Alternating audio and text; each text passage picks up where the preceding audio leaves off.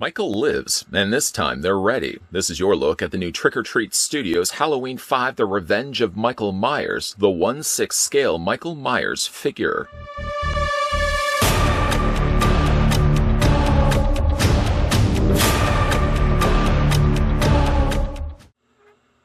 The terror lives again. From the 1989 horror classic Halloween 5, The Revenge of Michael Myers, Trick or Treat Studios are proud to present the official 1/6 scale collectible Michael Myers figure. This realistic Michael Myers figure stands 12 inches tall and has 16 points of articulation. Michael is fully clothed in screen-accurate costume with working zipper. The figure comes with a beautiful collector's box with a flap-back window display.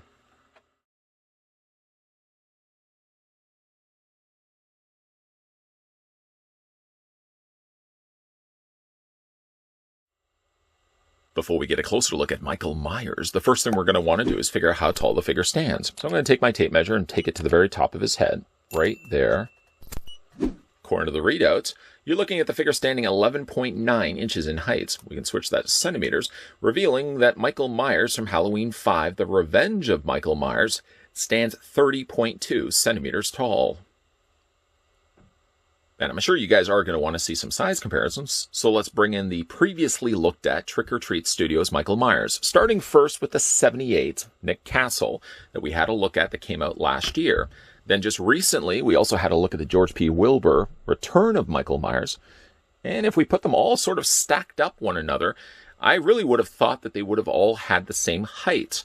But as you can see, both George Michael Myers on the right, Castle's Michael Myers on the left, are both taller than Shank's Michael Myers in the middle.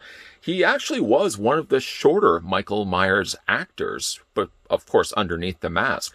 But due to the way they angled and shot him in a lot of the scenes, it made him look taller than what he actually was.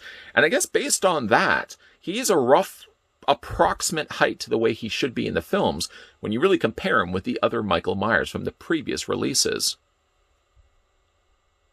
Let's check out the accessories that come included with the Part 5 Michael Myers, and if you've collected both the Part 4 or the 78, you probably will see a lot of familiar re-releases, as he still comes included with the same knife, and he also comes included with the same gripping hand.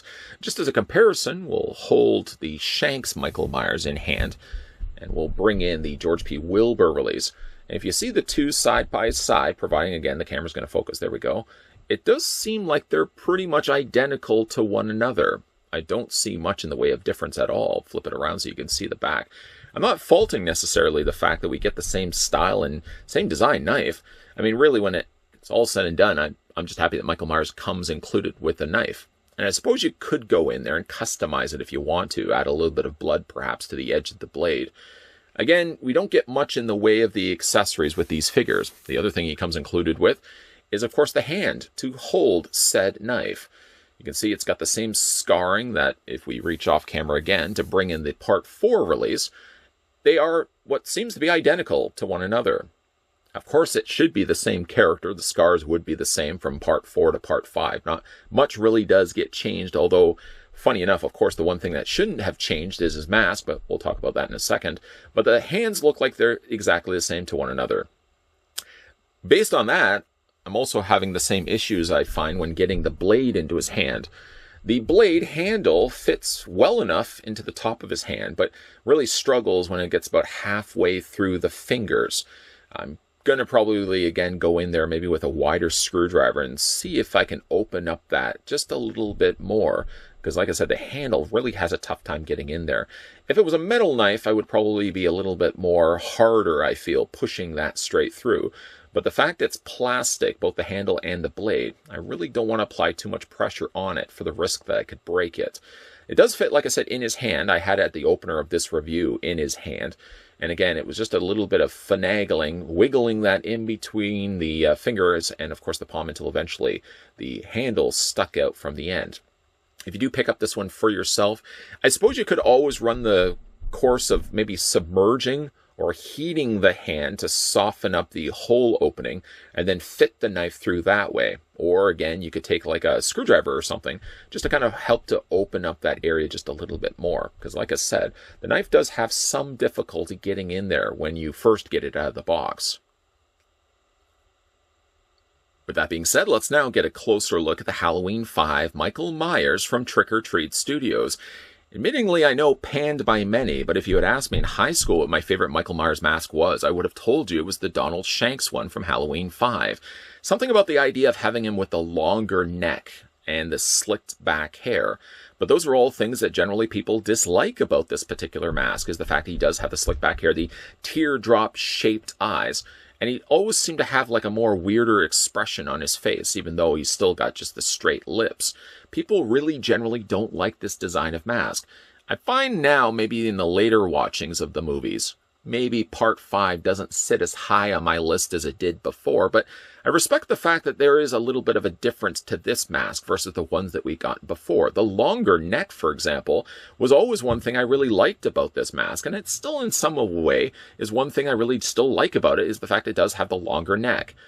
Now, one thing I did do when I took the figure out of the packaging was I did remove the head. Why did I do that?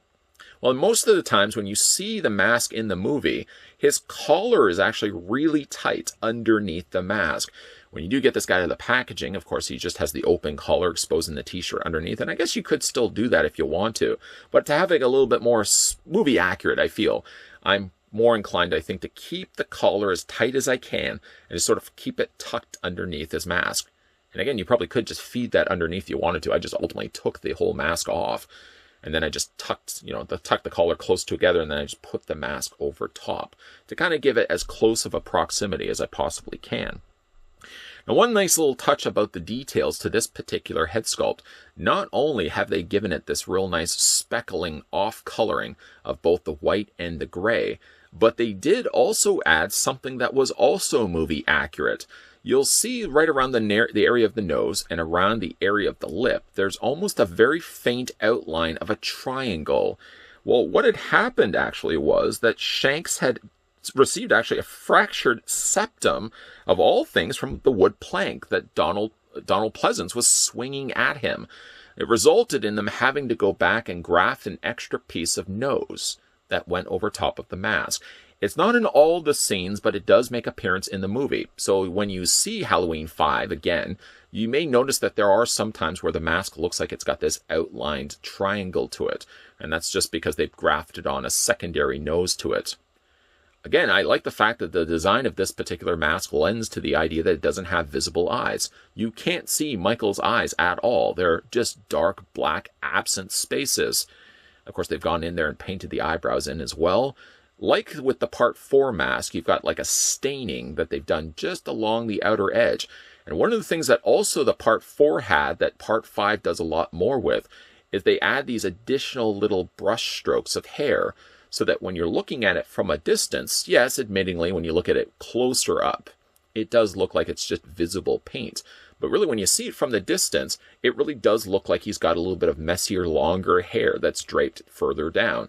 One of the issues that people really had also with this particular design of mask was it wasn't the same mask that he had in Part 4.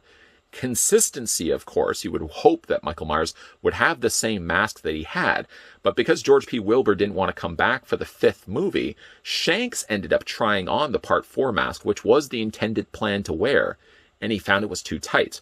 So they ended up having to design a mask straight from scratch. So that's one of the reasons why he has a different mask in Part 5 than he does in Part 4. I do really, again, like the coloring that they've added to this one. Sort of, again, that speckling of both the gray. There's actually a lot of brown coloring in there as well that really works well on this particular mask. Again, the way you can certainly display this for yourself, you can have the collar pulled out if you want to. But I think, again, for having it closer to what it looks like in the movie, I might actually even just see if I can go in there and maybe just pin this together as close as I really can. Because in the movie, like I said, the collar generally sits underneath the mask. It doesn't sit out of the mask. That being said, let's have a look at the rest of his outfit, which of course is his gray coveralls. Very similar in the style of coveralls that we've gotten with both the Part 7, or the Part 78, the 78 Michael Myers, and the Part 4. You can see it does have that single flap on the side, which both Michael Myers still had. Both are working pockets, so if you want to store spare change in there, I suppose if you wanted to, you could. And he does have still the working zipper that you can open and close. But if you do look at them, like again, let's bring in the Part 4 mask as the closest proximity.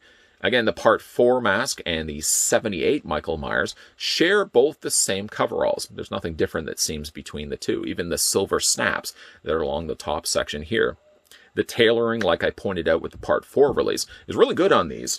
I mean, again, when somebody says, what's the reasoning why you would want to get on board the Trick or Treat studio release Michael Myers is, predominantly the fact is when you start adding up things like customized mask, customized coveralls, and of course buying the body underneath, the price point that Trick or Treat are selling these things for, I find is an absolute steal. The original 78 Michael Myers that we had was just over $100, and about the same as well for Part 4 and Part 5. You really, I feel, get your money's worth, especially if you're wanting to collect Michael Myers figures without going the route of getting customized figures done, and of course the customized prices that go along with it. But let's go ahead and work our way down. I'm sure one of the questions I'm sure you guys are asking is, does he have the visible thorn mark? And sadly, no, he doesn't have the thorn mark on either side of his arms. If you open them up, bring the sleeves up as far as you can, there is no mark of the thorn on either hand. I'm surprised actually that they didn't go the mile of adding the additional thorn mark on the inside of his arm. It seems like certainly that's one of the things that they really promote heavily in Part 5. And unfortunately, they don't have it anywhere on here. I suppose if you wanted to, you could easily take a very small marker, very steady hand, of course, and draw in that thorn on either one of his arms if you want to. But again, it's a shame that he doesn't actually have that when you get the figure out of the box. As for, again, the scarring done to both his hands, they really have done a great job on this. You can see even like the fingernails have a real discoloration to it, almost going the coloring of a really sickly looking grayish brown. The scarring, again, looks good on his hands, on both hands. Now, again, this is the standard default hands when you get this guy in the box. You can swap this side with the closed fist if you want to, if you certainly want to have him holding the knife. Now, obviously, one of the other things as well, as we continue to look down further on the figure, we roll up his pants so you can see the boots. The boots are identical as well to the ones that we got with the Part 4. I believe also with the parts, with the 78. I always want to keep saying Part 78, but the 78 Myers as well. Tilting it upside down so you can see the treading on the undersoles of his boots. The only downside to this particular figure, one of them, is the fact that he doesn't come with more accessories, which I did mention with both the 4 and the 78, that these Michael Myers don't come with really much. Now, if you have seen Halloween 5, The Revenge of Michael Myers, you'll know that one of the weapons he uses is the scythe. And sadly, this guy doesn't come included with the scythe, just the knife and just the hand. Perhaps, as of course Trick or Treat Studios really run with this line, as I feel they should, maybe we will get ourselves expansion accessory sets. And if we do, certainly the inclusion of a pumpkin would go a long way. Not necessarily a bloodied kitten, I don't think we necessarily need that, but for the very least, to include a scythe, because I feel like this character, when it comes to displaying him, I would definitely go the route of displaying him with a scythe in hand. So let's go ahead and look at the articulation on the Part 5 Michael Myers. His head rotates all the way around. One thing you can also see, I didn't mention too much earlier in the end of the review, is that he does have the open back to it. Apparently, this whole thing was attached to shanks via like Velcro, and apparently it was very difficult for him to breathe in. But the head does move up, it does move down, you can move it back and forth as well, so if you want to have the token tilt to Michael Myers' head, you can pull that off as well. The arms hinge out, not quite at a full 90-degree angle bend. Seems like it seems to want to stop right around there. Any past that point, it really does stop, and it almost says, like, don't push any further past that. So you get to about there on Michael Myers' arms. The arms go forward and back, of course. He does have a swivel at the elbow, which also serves as a single hinge. I know single hinge is not usually what everybody would go for. They would really prefer a double hinge on the elbow. But again, just short of actually having Michael with his knife up by his head, which is about one of the only reasons why I would want to go with double-hinged elbow, I think single hinge for the time being is perfectly fine on these figures. The hands rotate all the way around as well. You can hinge them back and forth. Michael Myers has an upper torso ball joint. You can rotate that all the way around. Split on the legs to about there. You can move the legs forward and back. He has a swivel on the top cut of the thigh. Double hinge on the knee, unlike the single hinge on the elbow. And then, of course, when it comes to his boots, we'll just lift up his pant leg again. The boots rotate all the way around. And there's just a hinge back and forth this way. Just a little bit of an ankle rocker, though. Not really much. Yes, while I will admit, maybe part 5 has, maybe doesn't have the appeal to me that it did when I first watched the movie in high school. I loved the design of part 5. It really served as being one of my all-time favorite looks for Michael Myers. Maybe not so much anymore. I appreciate the fact that he does have, for example, the longer neck on his mask. It does make him look a little bit different than maybe some of the others that we've gotten before. I will say, though, even though it's not my favorite look for Michael Myers anymore, I really think that Trick or Treat Studios have done a bang-up job on this guy, giving a fairly movie-realistic look on both the design of his mask, the coveralls, and the accessories, even though the accessories that he comes included with isn't very much at all. Now, I've seen some people post pictures online of their Halloween 5 Revenge of Michael Myers wielding in his hand the scythe that came included with the NECA Toys Ultimate Ghostface. Now there's a good idea.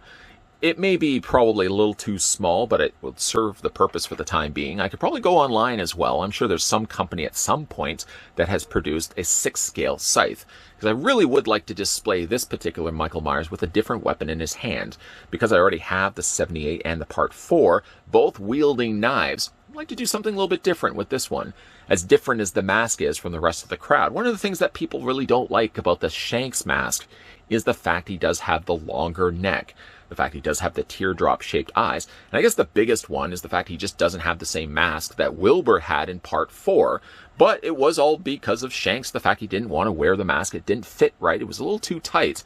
That all caused all this problem. He ended up having to get a new designed mask, and that's the mask that we have right here. Still was one of my favorites in high school. It's maybe not as much now. I think my favorite mask now is the H2O mask. Don't shoot me because I don't like the original as much. But what is your favorite? This is your video question of the day. What is your favorite Michael Myers mask? Let me know down below in the comments section. Also, if you've managed to pick up the Trick or Treat Studios Halloween 5 Revenge of Michael Myers, let me know in the comments section what you guys think of it, or based on this review. If you're also new to this channel and you're liking all the content you're seeing, consider then the idea of hitting the subscribe button down below. Weigh in your thoughts. I always like reading your comments in the comments section, and make sure as well you turn on that bell notification. That's your way of getting those friendly reminders when you get the 411 on when new videos are going up on this channel. And speaking of new videos, yes, there is going to be a ton of new videos coming your way in 2021, so keep your peepers ever peeled. And as always, guys, thanks for watching. I'll see you guys next time.